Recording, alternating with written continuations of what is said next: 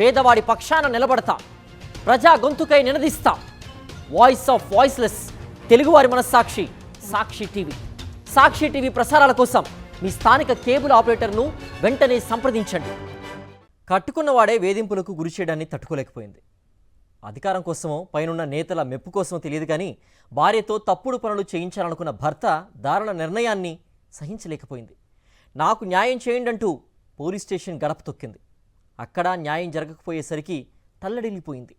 TDP నేతల అండదండలతో భర్త చేస్తున్న దాష్టికాన్ని తట్టుకోలేక తన గర్భంలో పెరుగుతున్న ప్రాణంతో పాటు తన ప్రాణాన్ని తీసేసుకుంది.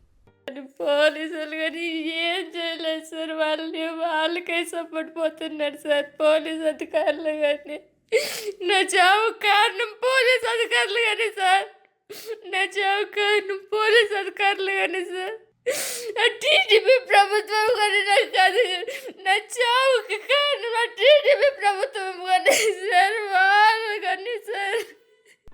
ఈ ఆడియో వింటుంటే ఎటువంటి పాషాణ హృదయమైనా కరిగిపోతుంది. అంత వేదనను అనుభవించింది ఆ అభాగ్యురాలు. కాని టీడీపీ నేతలకు మాత్రం చీమ కుట్టినట్లయినా లేదు. ఇక్కడ కనిపిస్తున్న ఈ మహిళ పేరు శ్రావణి. వయసు 22 సంవత్సరాలు. అనంతపురం జిల్లా కళ్యాణదుర్గం మండలం దొడగొట్ట గ్రామానికి చెందిన శ్రావణికి గుడ్లప్పదొడ్డికి చెందిన టీడీపీ కార్యకర్త బోయ శ్రీనివాస్తో పెళ్లయింది. వీరికి 2 ఏళ్ల పాప ఉంది. ప్రస్తుతం 3 నెలల గర్భవతిగా ఉన్న శ్రావణికి కొద్ది రోజులుగా వేధింపులు మొదలయ్యాయి. అధికార మదంతో రెచ్చిపోయిన శ్రీనివాస్ ప్రతిరోజు భార్యను వేధించాడు. అనుమానంతో అనరాని మాటలు అనేవాడు. అయినా తన కుమార్తె కోసం అన్నీ పంటి బిగువన భరిస్తూ వచ్చింది. కానీ తన స్నేహితులతో సన్నిహితంగా ఉండాలంటూ భర్తే చెప్పడాన్ని తట్టుకోలేకపోయింది. భర్త వేధింపులపై పోలీసులకు ఫిర్యాదు చేసింది శ్రావణి. కానీ శ్రీనివాస్పై చర్యలు తీసుకోకుండా కూటమి నేతలు అడ్డుపడ్డారు. రాజీ చేస్తామంటూ భార్యాభర్తలను పిలిపించారు. పోలీసులు సైతం శ్రీనివాస్ వైపే ఉండడంతో తనకు న్యాయం జరగదన్న మనస్తాపంతో ఉరివేసుకుని ఆత్మహత్య చేసుకుంది శ్రావణి. తన మరణానికి ముందు తను ఎంత క్షోభ అనుభవించిందో ఆడియో రికార్డ్ చేసింది. తన భర్త శ్రీనివాస్, కళ్యాణదుర్గం టీడీపీ నేతలు, మాజీ మున్సిపల్ చైర్మన్ రమేష్, మాజీ సర్పంచ్ శర్మాస్ కారణమని వారిపై కఠిన చర్యలు తీసుకోవాలని కోరింది. తన మరణానికి టీడీపీ ప్రభుత్వం, పోలీసులే కారణమంటూ మరణ వాంగ్మూలం ఇచ్చింది శ్రావణి. పోలీసులు కానీ ఏం చేయలేదు సార్. వాళ్ళకే సపోర్ట్ పోతున్నారు సార్ పోలీస్ అధికారులు కానీ.